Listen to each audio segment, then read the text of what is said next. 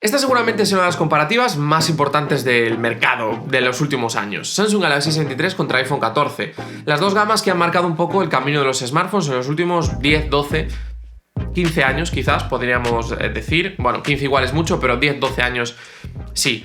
Vamos a empezar primero por el diseño. Lo cierto es que son muy parecidos en tamaño, ¿vale? Pero el Samsung tiene algunas cosas un poco mejores desde mi punto de vista. Primero tenemos acero en vez de aluminio. Podríamos decir que es un punto a favor. Después pesa unos gramos menos, no es mucho, pero se nota.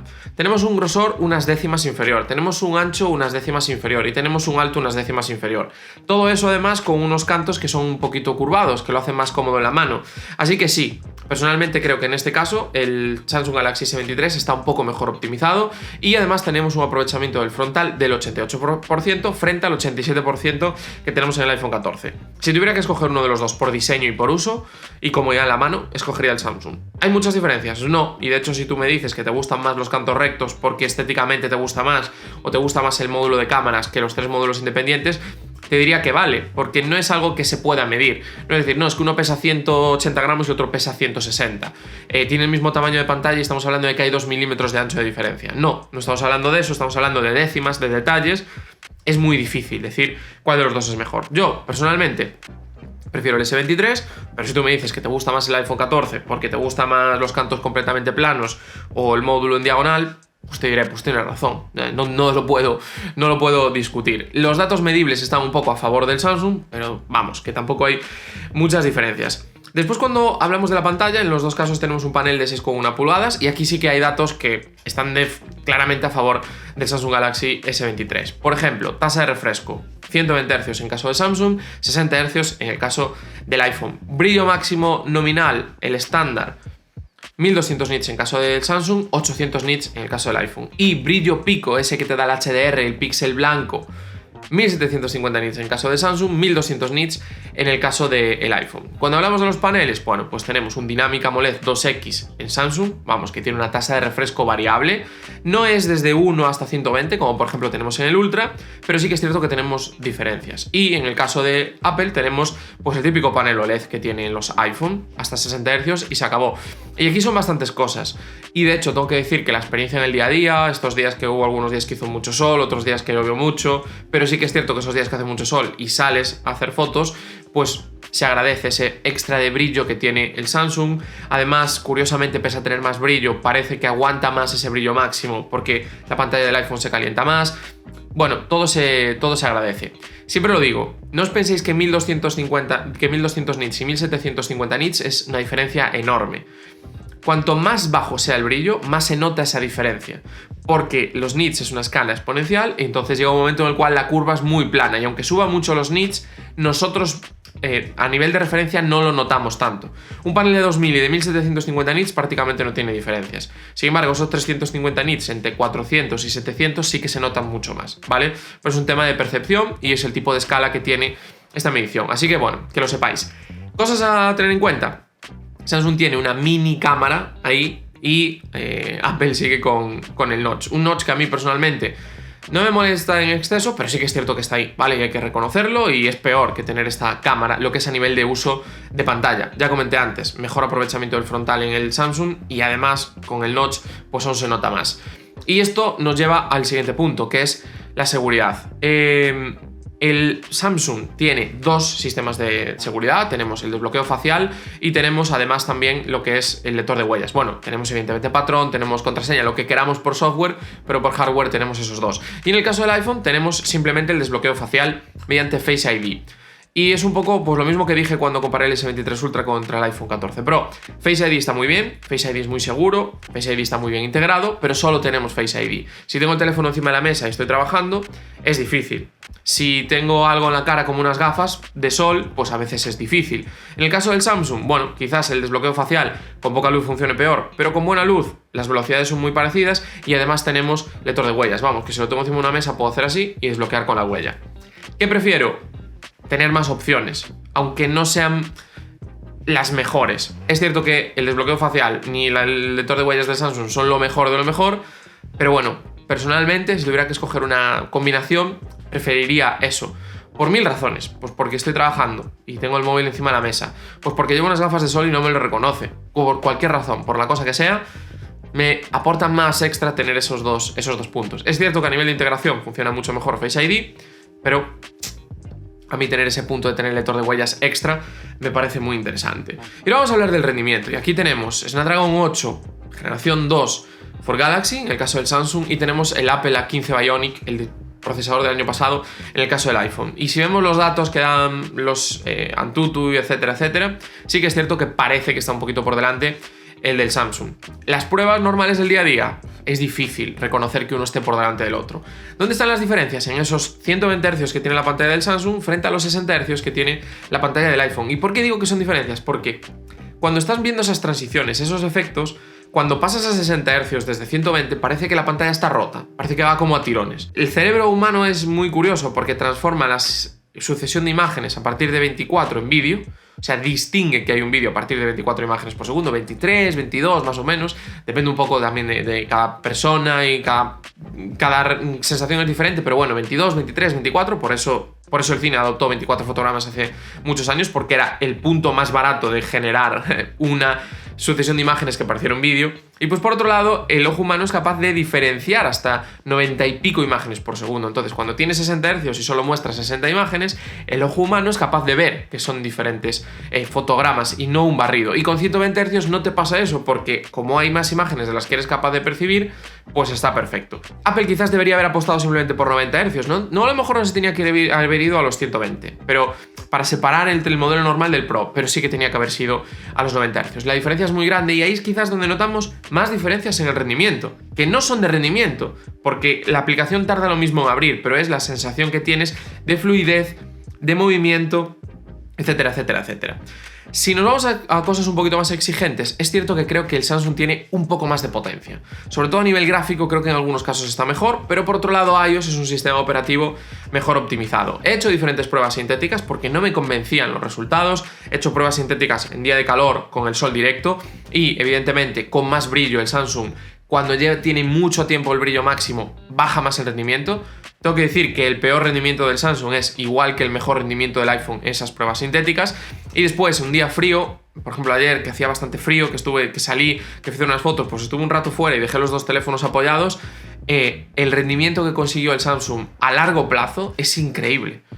Con esas temperaturas bajas, porque el dispositivo no se calentó, era al atardecer, no había mucho brillo. Increíble en la estabilidad que consiguió en esa situación con mucho frío. Entonces, hay muchas diferencias, hay muchas variables, pero creo que de manera general, si tuviera que escoger un dispositivo por potencia, un dispositivo por rendimiento, un dispositivo por estabilidad, porque incluso teniendo peor estabilidad sigue manteniendo más potencia que el iPhone, escogería el S23. Y después, cuando hablamos de las baterías, tenemos 3.900 mAh por parte de Samsung, 3.279 mAh por parte del iPhone, creo recordar, con 25 vatios frente a 18 vatios. Los dos tienen carga inalámbrica y los dos tienen un añadido. En el caso de Samsung tenemos carga inalámbrica reversible, para cargar unos auriculares pues puede estar muy bien, y en el caso del iPhone tenemos MagSafe, para algunos accesorios, detalles, etcétera, etcétera. Tengo la sensación de que la batería del Samsung es un poquito mejor, sobre todo cuando lo exiges, sobre todo cuando pides, pero no hay grandes diferencias. He usado los dos dispositivos como dispositivo personal, no a la vez, evidentemente, pero sí, el Samsung llevo un mes usándolo y el iPhone 14 cuando salió lo usé.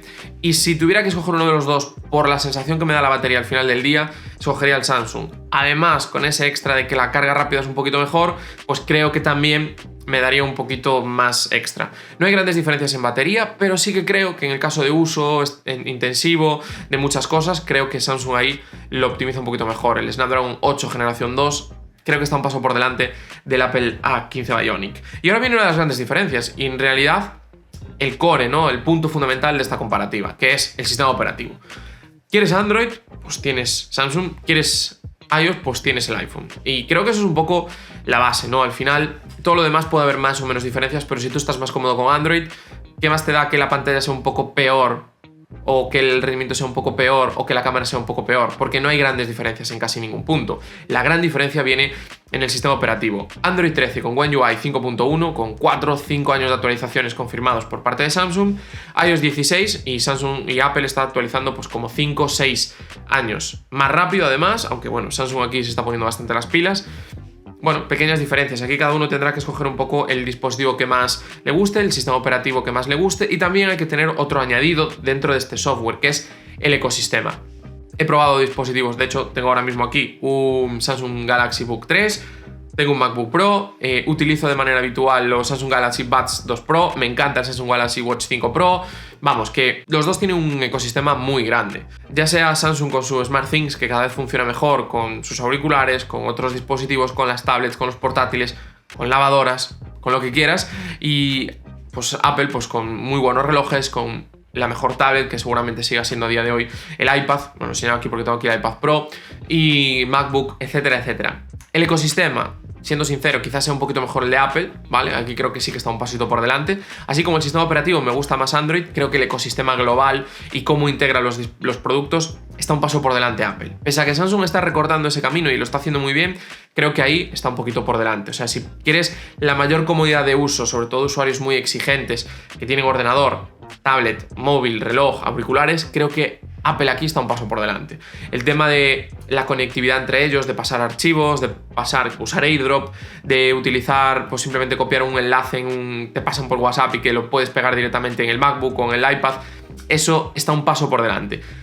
Sí, me diréis, tenemos Nearby, tenemos QuickShare, sí, pero sigue funcionando mejor lo que tiene Apple. Y ahora vamos a hablar de las cámaras, quizás el punto donde hay más diferencias, o quizás donde más buscamos las diferencias. Y aquí tenemos 3 cámaras en la zona trasera y aquí tenemos 2. Y para mí esto es la mayor diferencia, porque Samsung aquí tiene 3 cámaras de verdad.